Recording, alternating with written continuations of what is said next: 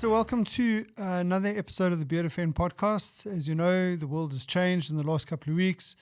There's a lot going on around the world. Here in South Africa, things are getting close to being a lockdown.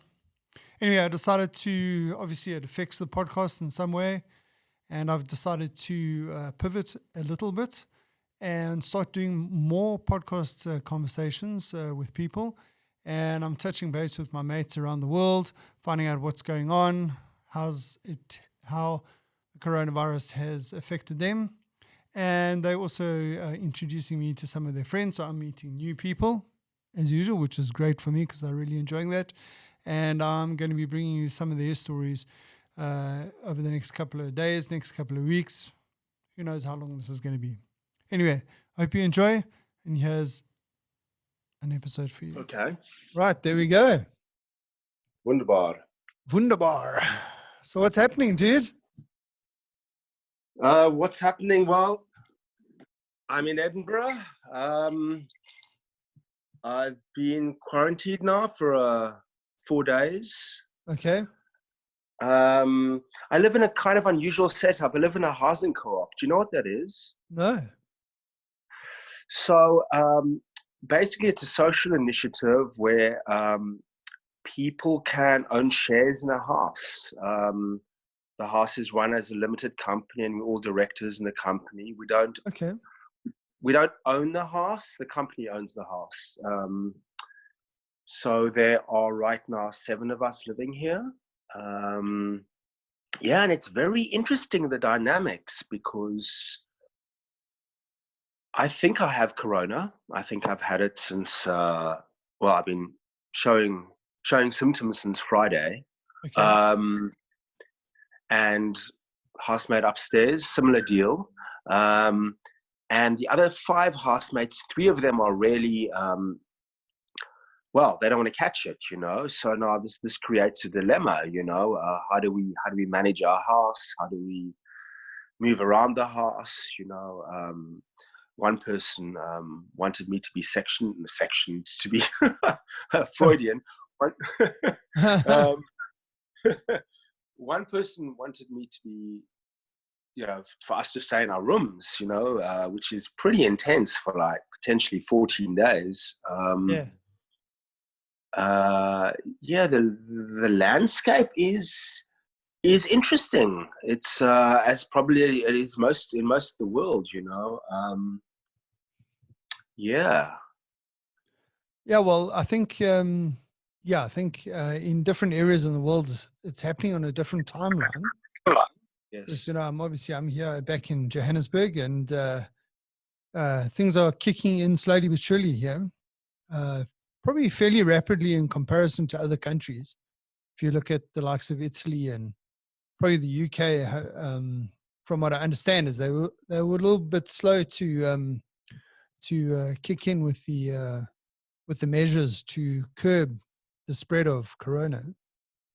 I'm not too sure what it's like in Scotland. I mean, were they working on the same timeline as the rest of the UK?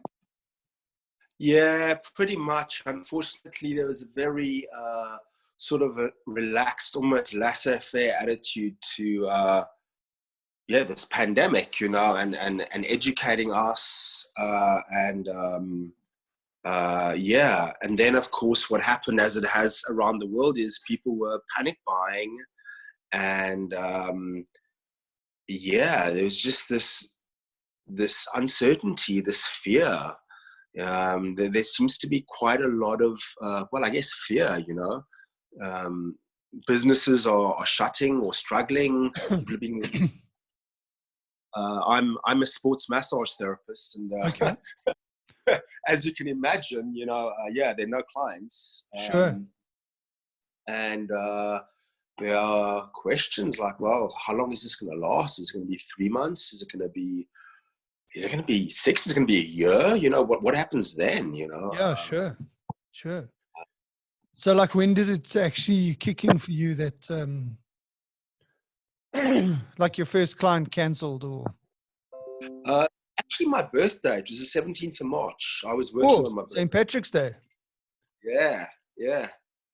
And I'd hung out with my girlfriend on the Monday, Yeah.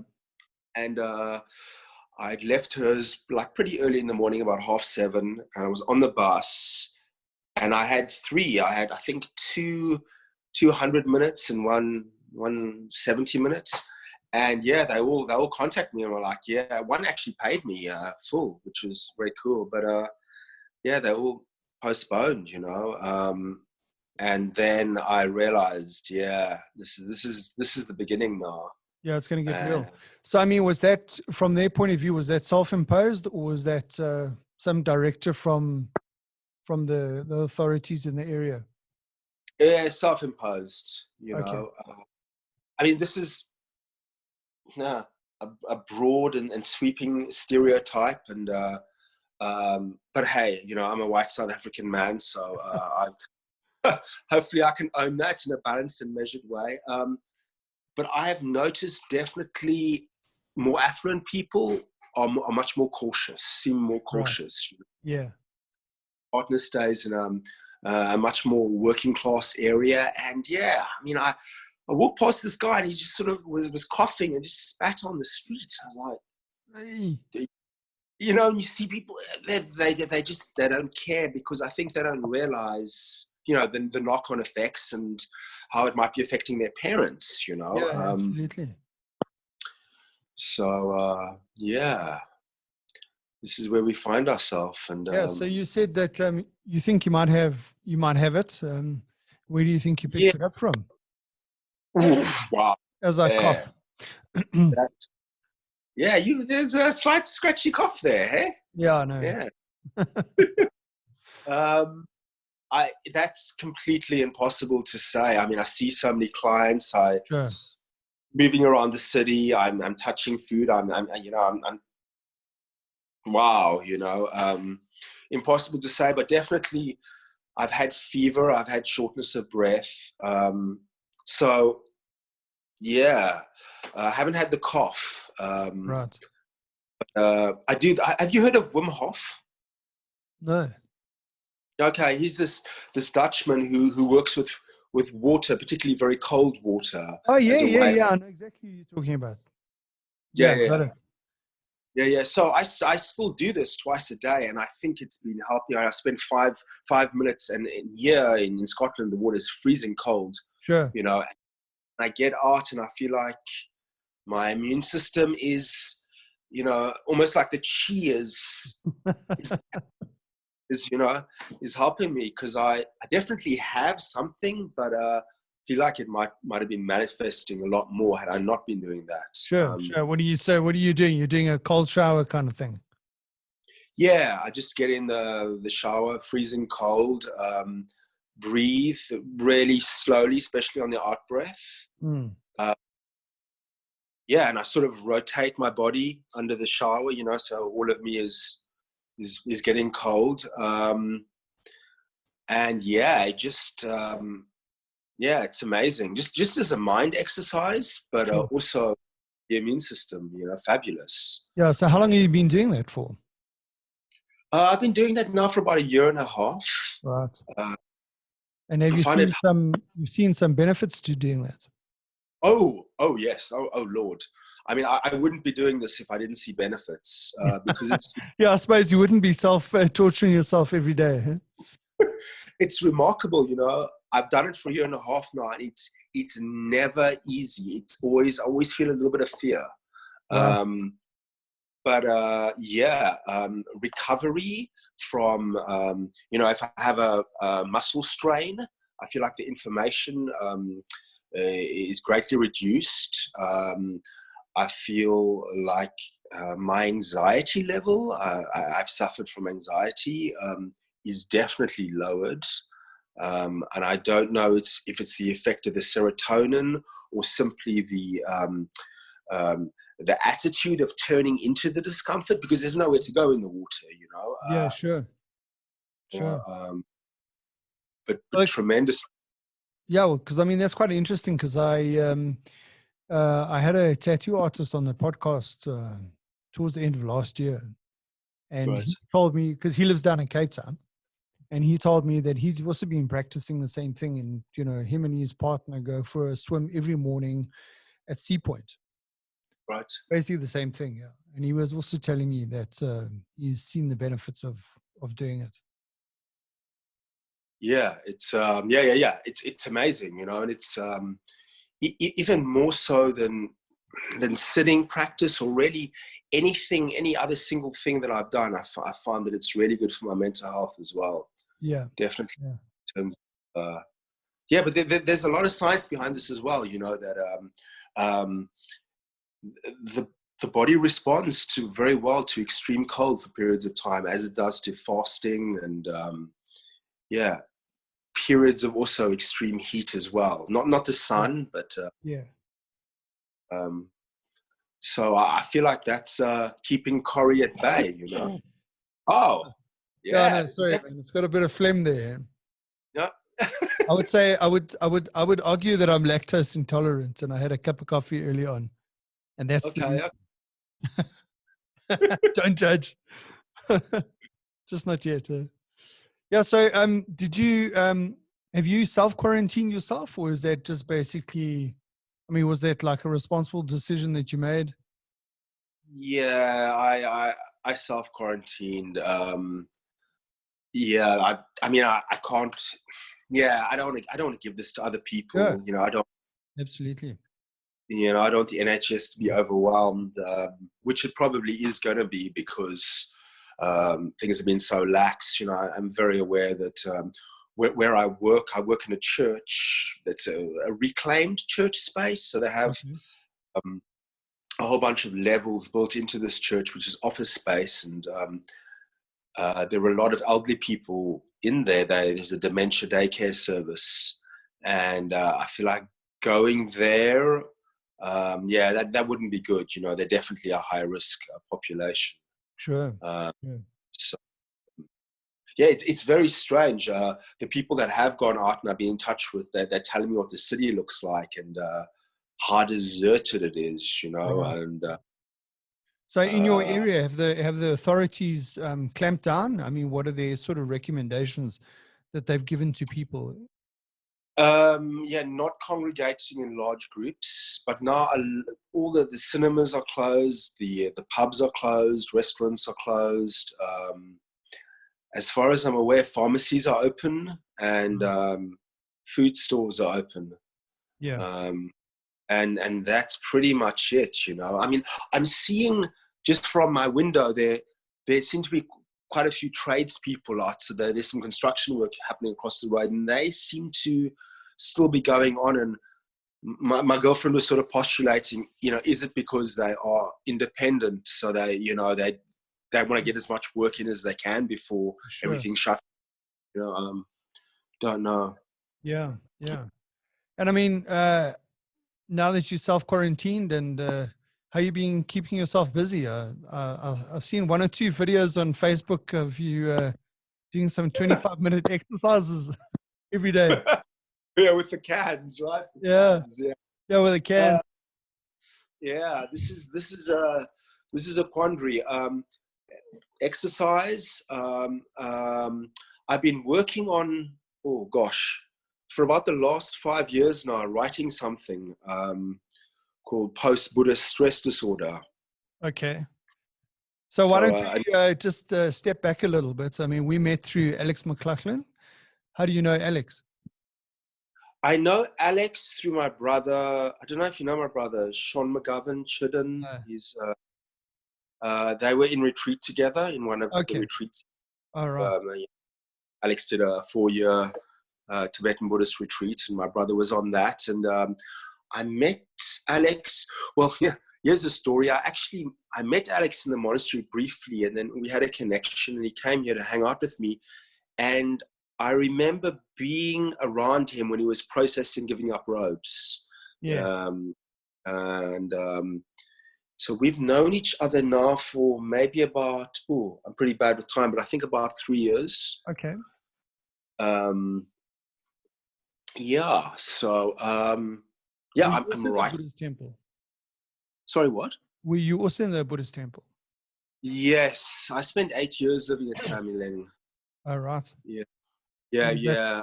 is that the reason for your post Buddhism? Stress disorder. Yeah. Yeah.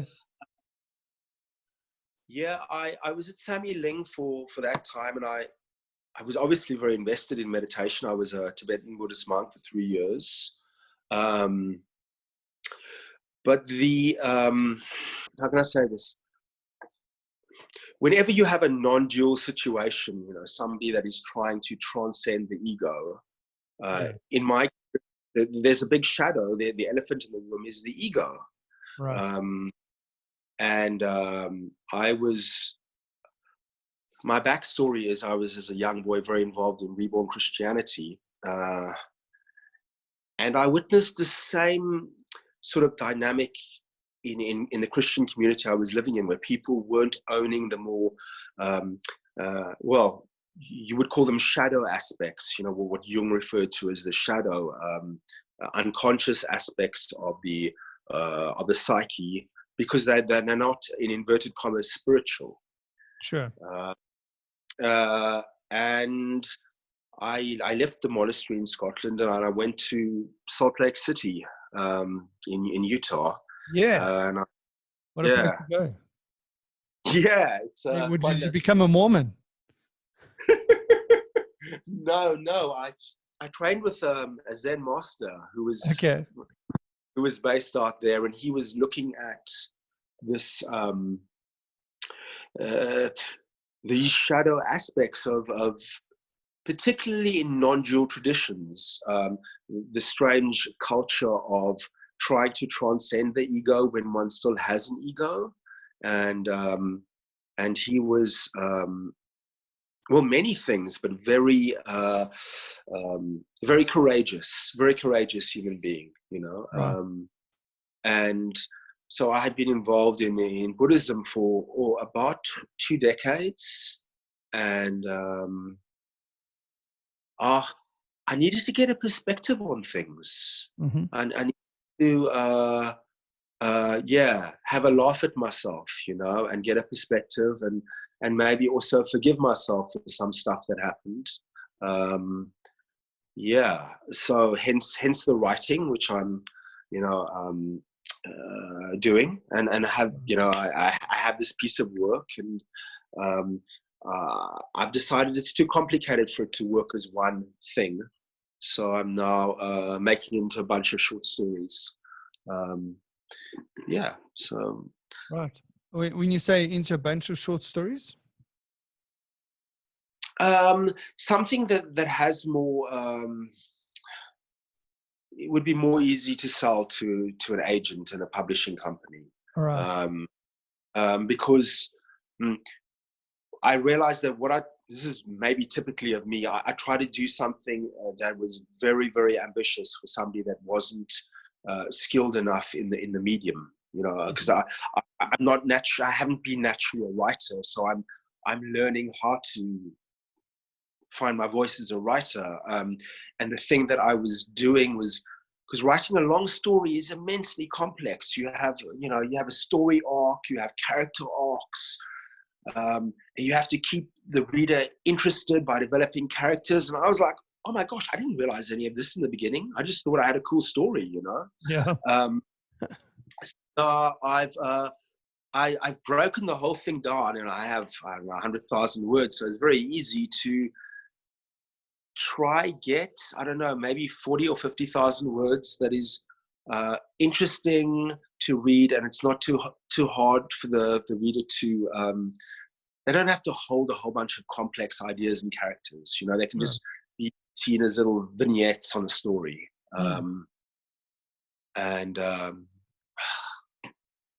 Yeah. Oh, I look forward to reading that. Cool. So, like now with you being self-quarantine, is that giving you a bit more time to work on that, or are you finished? We still got no, it's giving me more time. I'm trying to spend about 3 hours a day doing that. All right. And well, the rest of the time I'm either studying or to be honest, I suppose, like probably a lot of the planet, I'm trying to figure out what I can do with my skill sets in Sure. order to Yeah. generate a livelihood. Can I create little massage videos online or do something interactive around education and massage? And it's not, again, massage it's maybe not the best time, So we will see though. Yeah. Yeah. So going back to the exercise routine, Yeah. quite entertaining, I have to tell you.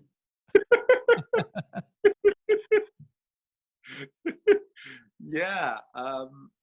I love exercise. I love movement.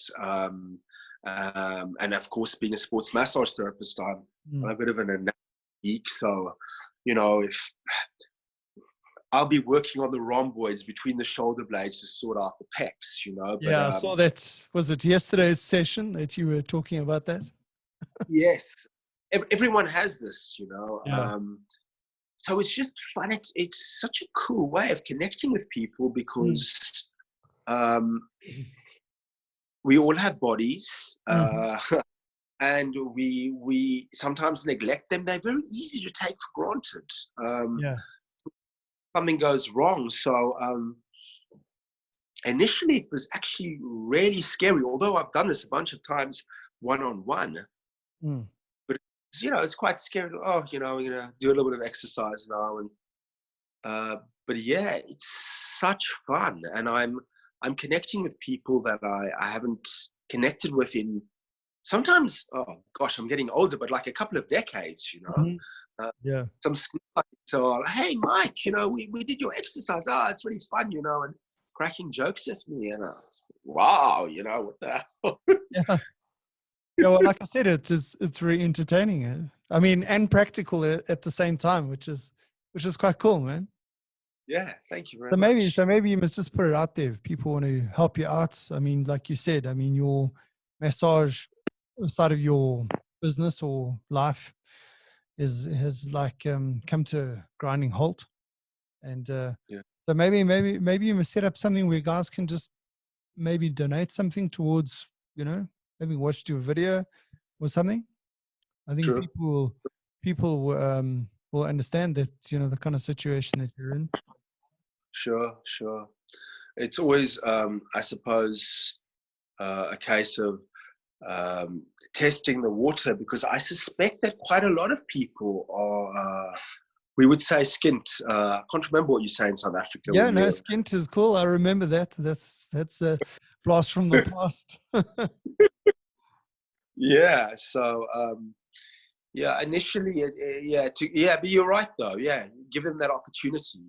I think it's look. I mean, there are lots of here in South Africa, probably the biggest impact that I've seen, and there's a lot of people that have been impacted by this.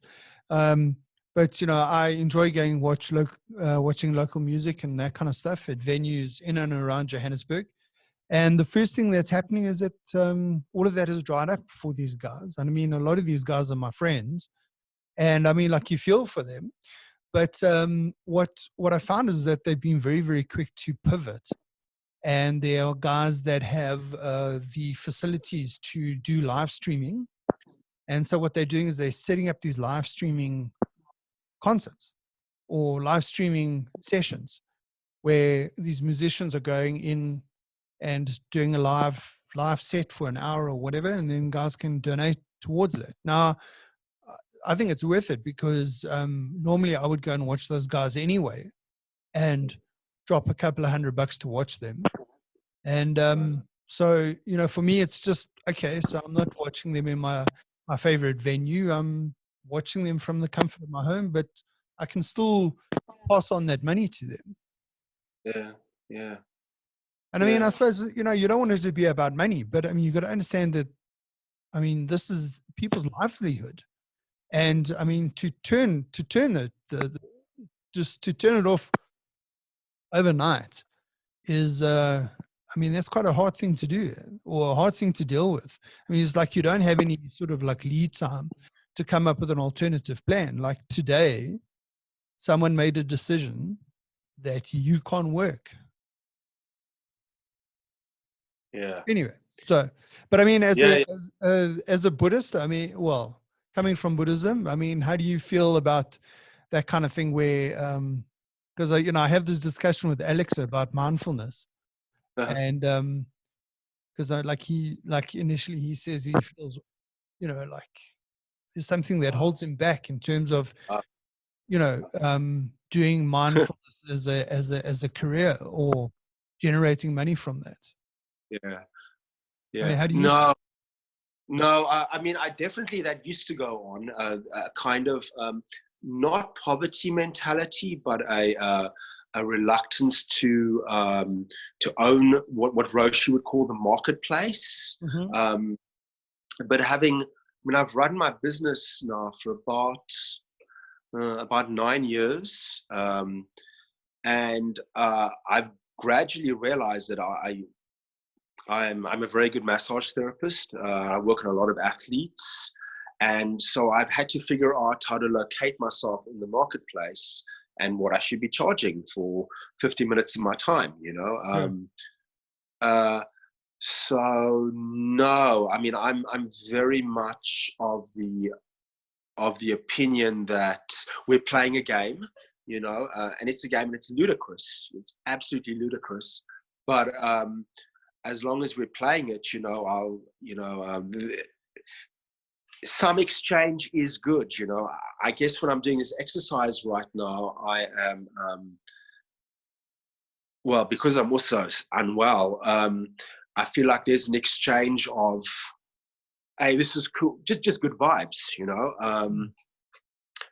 but I am I'm supportive of having, for example, if I do a trade with somebody, which I very seldom do, I don't do trades typically with other massage therapists. Yeah. I will either does search engine optimization or creates websites, and they're very good at it. And then we'll figure out, an equation that looks like your time is worth this much and my time is worth that much, and then we play. Yeah, absolutely. But yeah. But does that answer that question? Yeah, no, of course, no. I'm just, I suppose in a way, I'm just trying to work out how someone in your position pivots, especially, seeing that, you're not feeling well at the moment. But even so, I mean, even if you were feeling well, you couldn't really go out and do stuff. So you're like almost got to find a way to do something from your comfort of your home. I mean, here is one of the things. I don't know what it's like in South Africa, but we don't have a test for corona, which really sucks, because in many ways, if this is corona I have, it's ace that I have it, because then hopefully I have antibodies. Although of course there's a school of thought that you don't develop, and then I could say to my clients, hey, come to me, that's fine. But yeah, but now we are left in this, yes. Yeah. And when you say they don't have any tests, I mean, surely they're testing people that, fit the profile, traveled abroad, got the symptoms. well, I mean, I phoned my GP and said, I don't have the dry cough, but I have everything else. I have essentially flu, but my nose is fine. And I have shortness of breath. What do we do? No, just quarantine yourself. And, so if you can't test, how do we, it becomes nuts. Yeah, that's great. But, it's funny because, I've heard like conflicting stories, because like if you're listening to what the World Health Organization is saying, is they're saying that the solution to this thing is testing. Right. Whereas like in the countries themselves, they're saying, well, please don't come and get tested unless you fit the profile. And even if you do come, we're still going to take you through the questionnaire to make sure that you fit the profile. And if you don't fit the profile, we're not going to test you because we don't have enough tests. Exactly. So, I mean, it's like almost like, a contradiction, I mean, are you, I wonder how SA is going to deal with it, because there seems to be, like, I spoke to my godfather about a week ago, who's over in Cape Town, and he was saying, because it's really hot over there, it's not going to spread. And unfortunately, I suppose the biggest problem with the virus is that it's the first time they've seen the virus, so they learning as they go, essentially, because they don't actually know the ins and outs of this particular virus. Some people would say that it's susceptible to temperature change, and others say that it's not. So I don't know which one you take. I would err on the side of caution and just say, well, forget about whether it's being winter or summer. The fact is that it's fairly contagious. In other words, it transmits pretty easily. It's not super deadly, but it is dangerous to certain demographics, from a health point of view, from an age point of view. So I suppose one must just, I mean, I don't know if you know that in South Africa, they've started locking things down. All the schools are closed. Okay. They're encouraging social distancing and everything, like essentially have a proper lockdown. Because things are still, even though, like, for myself, I'm working from home until further notice. A lot of the restaurants are closed. Like I said, the venues that normally host these musicians, they closed. Hairdressers, those kind of places, tattoo parlors, they like closed. But if you go to the supermarket, or if you I had to nip out quickly to go and get something from the supermarket. I mean, the roads are busy. Yeah? They're like almost normal, not 100% normal, but there's definitely a lot of traffic around. So, I mean, what is that? Is that people not heeding the warnings? Is it people that don't have a choice but still have to continue their lives as normal? It's difficult to say. But if the president pulls the trigger on it and tells everyone there's a lockdown, okay, then things are going to change dramatically. Not that they haven't changed dramatically already, but it's another order of magnitude. So yeah. Yeah, I suppose. I mean, there's this question of what is the tipping point for society? If people can't get food, water, or I mean, we're very, very lucky here in Scotland. Especially the area I live. It's pretty affluent. But I'm wondering, in some of the poorer areas, what it's, if people also don't have money to stockpile a bit of food, Yeah, sure. Sure. Okay, so I have heard some anecdotal stories about guys going to Macro, and there being queues forever, and people bulk buying and all that kind of thing. But like my local supermarkets, still got all the essentials. Really? Yeah, like the toilet paper. I don't know why everyone was stockpiling in toilet paper, but toilet paper. Okay, hand sanitizer is one thing that is very, very difficult to get hold of at the moment. Right. Because I think everyone was just, buying all, that. But the rest of the kind of things that you would normally need to get by, pretty much you can still get them in the supermarket. But who knows? That might not last for long if they do a total lockdown. Who knows? Who knows? I mean, about a week ago, I was in our local small supermarket place, and there wasn't panic, but there was definitely very measured and paced and consistent taking of things from the shelves. Yeah, and there was a sense of just held back, which is oh, this is maybe a strange thing to say, but I've never felt as connected to humanity in my life.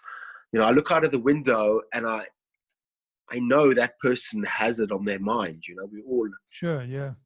which in a way is kind of a new experience. Yeah. Yeah, I suppose it's I suppose we haven't really experienced something like this for on a global level for what's probably since the Second World War, I would imagine. Yeah. I mean, there have been pockets of it where there's been terrorism, whether it's been in the US or in Paris or, whatever it might have been. There would be isolated incidents around the world that would result in people, having to pull together. But on a global scale, I think you're right. I think we haven't seen anything like this for probably a decade. Well, not decade. Yeah. Eesh, how's my maths, man? Almost a century. Almost a century, 80 years. I was One as good as one. So listen, dude, you said you're from South Africa. Where were you born? Cape Town. Oh, Yeah. so was I. Yeah. Really? Yeah, no, but I grew up in the Transvaal, so Okay. I've got the Valley accent. Yeah. I can tell as I get older, I'm definitely South African. Yeah. And then when I went back there, I was also like, I've changed because I've lived in so many different places in the world, and yeah, it's strange. Yeah. Yeah. So when did you leave South Africa? I was called up to do national service, and I left. Oh. Okay. Yeah, that was 91. Okay. Yeah. So you and I are the same age, eh? Yeah. You're 72. You say yes. Yeah, 73, but yeah. 73. Okay, yeah. I'm a 72 model. Wow. Yeah. Interesting. Yeah. We must let's stay in touch. It's always interesting. We will, man. Good No, luck dude, with that. it's been cool chatting. We will definitely stay in contact. Look after yourself. I hope you get better soon. And Thank you, brother. I'll be tuning in for your daily exercise. So keep that up. And perhaps maybe look at options where people could maybe perhaps donate, maybe help you out. I will do. You're right. Thanks for the encouragement. It's very nice talking to you. Cool. It's lovely Likewise, meeting. man. Well, Michael, we'll stay in contact, man. Let's stay in touch, brother. Yeah, Have and an thanks for your excellent time, hey. Appreciate it. Thank